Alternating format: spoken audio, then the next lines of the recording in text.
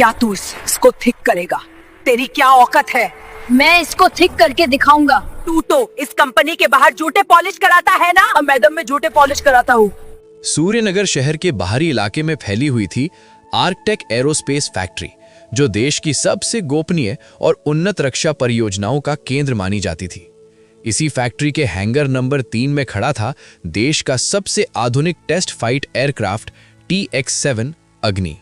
तकनीक के हर पैमाने पर परफेक्ट होने के बावजूद ये विमान पिछले 6 दिनों से जमीन पर जकड़ा हुआ था।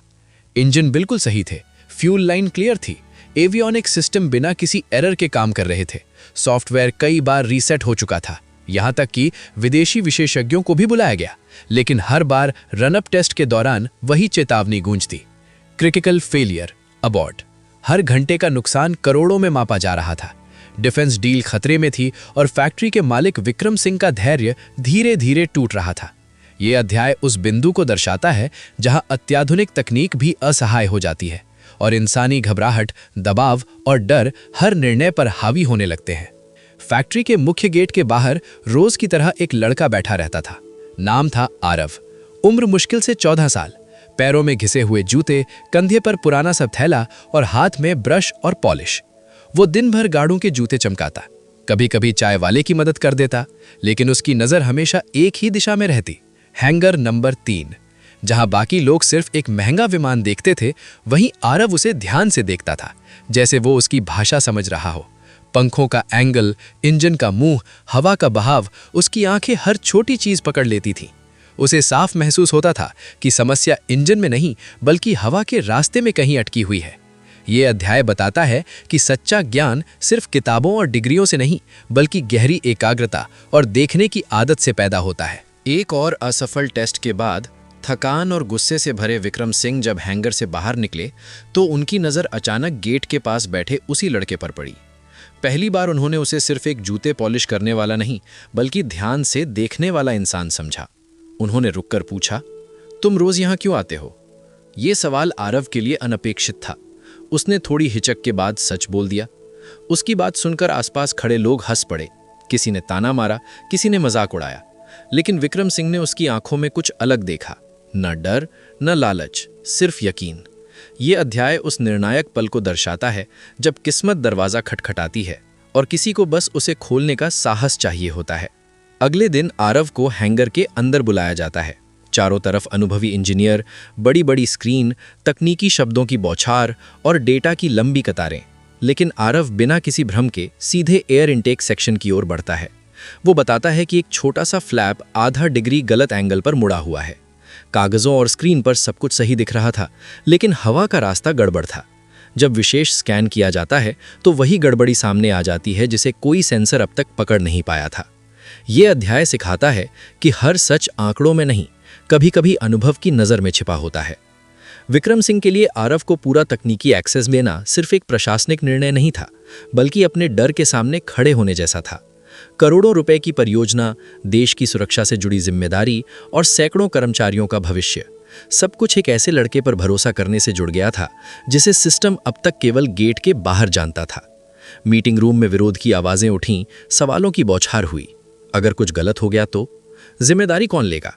लेकिन 6 दिनों की लगातार नाकामी ने विक्रम सिंह को यह एहसास करा दिया था कि कभी कभी सबसे बड़ा जोखिम वही होता है जो लिया ही न जाए। उन्होंने अपने डर को पीछे छोड़ा और 5 मिनट के भरोसे को चुना।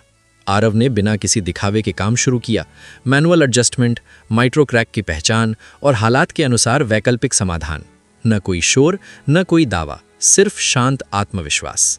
ये अध्याय सिखाता है कि सच्चा साहस अक्सर सबसे शांत फैसलों में छिपा होता है। घंटों की थकाने वाली मेहनत, सूक्ष्म गणनाओं और बेहद छोटे लेकिन निर्णायक बदलावों के बाद वो क्षण आखिरकार आ ही गया जिसका इंतजार पूरे हैंगर और कंट्रोल रूम में मौजूद हर व्यक्ति बेसब्री से कर रहा था।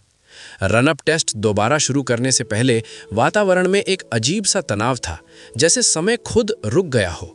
कंट्रोल रूम में बैठे इंजीनियरों की उंगलियां कीबोर्ड पर थमी हुई थीं, मॉनिटर पर आंकड़े स्थिर थे और हर निगाह सिर्फ एक ही बिंदु पर टिकी थी। जैसे ही इंजन स्टार्ट हुआ, उसकी शुरुआती घुमावदार आवाज़ पूरे हैंगर में गूंजने लगी।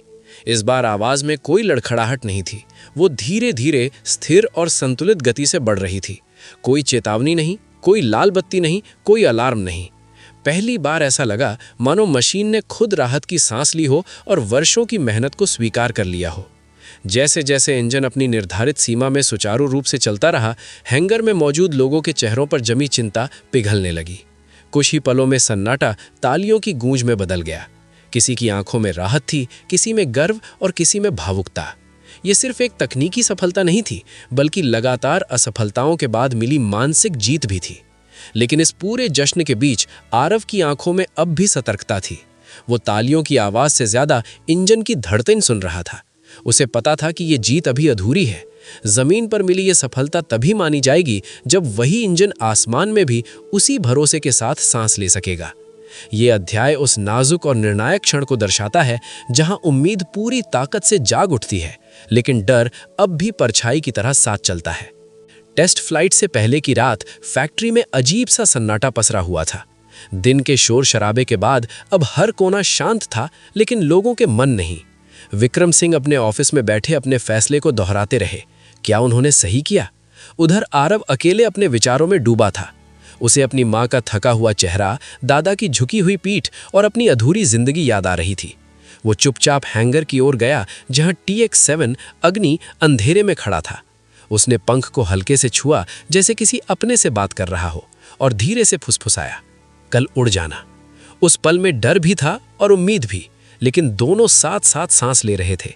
ये अध्याय इंसानी भावनाओं की उस गहराई को दिखाता है जहां भविष्य की दिशा एक शांत प्रार्थना में सिमट जाती है। सुबह की ठंडी हवा में रनवे पर TX-7 अग्नि पूरी शान से खड़ा था। सूरज की पहली किरणें उसके धातु के शरीर पर पड़ रही थी, मानो वो भी इस ऐतिहासिक पल का साक्षी बनना चाहता हो। कंट्रोल रूम में इंजीनियर, तकनीशियन और अधिकारी अपनी अपनी स्क्रीन पर नजरें जमाए बैठे थे। टेक ऑफ की अनुमति मिलते ही इंजन की गर्जना गूंज उठी और विमान धीरे धीरे रफ्तार पकड़ने लगा। तभी अचानक एक हल्का सा झटका महसूस हुआ। कुछ सेकंड के लिए पूरे कंट्रोल रूम में सन्नाटा छा गया। दिलों की धड़कन तेज हो गई। वही पल था जब डर और उम्मीद आमने सामने खड़े थे। लेकिन आरव घबराया नहीं। उसने तुरंत संकेतों को समझा, डेटा की दिशा पढ़ी और शांत स्वर में सेकेंडरी एयर चैनल खोलने का सुझाव दिया। आदेश मिलते ही सिस्टम सक्रिय हुआ और अगले ही क्षण TX-7 अग्नि जमीन से उठकर आसमान में चढ़ने लगा। कुछ पल पहले का सन्नाटा तालियों, खुशी की आवाजों और राहत की सांसों में बदल गया। यह अध्याय दिखाता है कि किस्मत अक्सर उसी का साथ देती है जो दबाव के क्षण में सही निर्णय लेने का साहस रखता है, और वही निर्णय इतिहास की दिशा बदल देता है। सफल उड़ान के बाद भले ही जश्न का माहौल था, लेकिन जांच प्रक्रिया ने एक गंभीर मोड़ ले लिया। नियमों के अनुसार हर टेस्ट फ्लाइट के बाद गहन तकनीकी निरीक्षण शुरू हुआ। जब TX-7 अग्नि के हर हिस्से को बारीकी से परखा गया तो कुछ असामान्य निशान सामने आए। ऐसे निशान जो किसी सामान्य तकनीकी गड़बड़ी का परिणाम नहीं हो सकते थे। आरव की नजर एक छोटे से हिस्से पर ठहर गई जहां उसे जानबूझकर की गई छेड़छाड़ का आभास हुआ। उसी एक बिंदु ने पूरी जांच की दिशा बदल दी। रिकॉर्ड्स, एक्सेस लॉग्स और फुटेज खंगाले गए और धीरे धीरे सच उजागर होने लगा। ये स्पष्ट हो गया कि समस्या किसी दुर्घटना की वजह से नहीं, बल्कि भीतर से रची गई साजिश का नतीजा थी। दोषी पकड़ा गया और उसकी मंशा सबके सामने आ गई। ये अध्याय सिखाता है कि सच्ची दृष्टि केवल मशीनों की खराबी नहीं, बल्कि इंसानों की नीयत और उनके छिपे इरादों को भी उजागर कर सकती है। इस पूरी घटना के बाद आरव की जिंदगी में वो मोड़ आया जिसकी उसने कभी कल्पना भी नहीं की थी। फैक्ट्री प्रबंधन ने उसे आधिकारिक रूप से अप्रेंटिस टेक्निकल प्रोग्राम में शामिल कर लिया।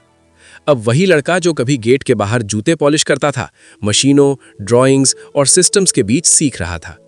उसकी मां का इलाज शुरू हुआ, दादा को भी फैक्ट्री में सम्मानजनक काम मिला और घर की परिस्थितियां धीरे धीरे बदलने लगीं। लेकिन इसके साथ ही आरव पर जिम्मेदारी भी आ गई, सीखने की, आगे बढ़ने की और उस भरोसे को निभाने की जो उस पर किया गया था। यह अध्याय दिखाता है कि समाज के उस बदलाव को जहां अवसर मिलने पर प्रतिभा अपनी पहचान खुद बना लेती है और सम्मान किसी पद या कपड़ों से नहीं, बल्कि क्षमता से तय होता है। कहानी यहीं समाप्त नहीं होती, बल्कि यहीं से उसकी असली शुरुआत होती है।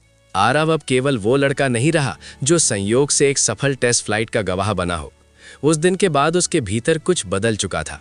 अब उसके सपने सिर्फ आसमान को छूने तक सीमित नहीं थे, बल्कि आसमान को गढ़ने तक फैल चुके थे। वो अब विमान उड़ाने की कल्पना नहीं करता था, बल्कि ये सोचने लगा था कि ऐसे विमान कैसे बनते हैं जो इंसानी भरोसे, गणना और साहस को एक साथ लेकर उड़ते हैं। रात के सन्नाटे में जब फैक्ट्री की तेज रोशनियां धीरे धीरे मंद पड़ने लगतीं और विशाल हैंगर किसी सोते हुए दैत्य की तरह खामोश खड़े रहते, आराबक्सी बाहर आकर आसमान की ओर देखता। तारों के बीच उसे अपनी अधूरी उड़ान दिखती, एक ऐसी उड़ान जो अभी बाकी थी। उसे एहसास हो चुका था कि उसकी यात्रा सिर्फ एक मौके तक सीमित नहीं है, ये सीखने, बनाने और आगे बढ़ने की यात्रा है। ये अध्याय एक बेहद साफ और गहरा संदेश देता है। कुछ लोग पंख मांगकर उड़ते हैं, लेकिन कुछ लोग ऐसे भी होते हैं जो अपने हाथों से पंख बनाते हैं। आरव उन्हीं में से एक था। उसकी असली उड़ान जमीन से नहीं, सोच से शुरू हुई थी, और वही उड़ान उसे उन ऊंचाइयों तक ले जाने वाली थी जहां सपने सिर्फ देखे नहीं जाते बल्कि बनाए जाते हैं। यही इस कहानी की असली उड़ान है। दोस्तों, ये कहानी आपको कैसी लगी कमेंट में बताइएगा। साथ ही आपके स्टेट किस राज्य से वीडियो को देख रहे हैं और आपकी सिटी शहर का क्या नाम है कमेंट में बताना। लोगों के साथ वीडियो शेयर करना, चैनल को सब्सक्राइब कर लेना।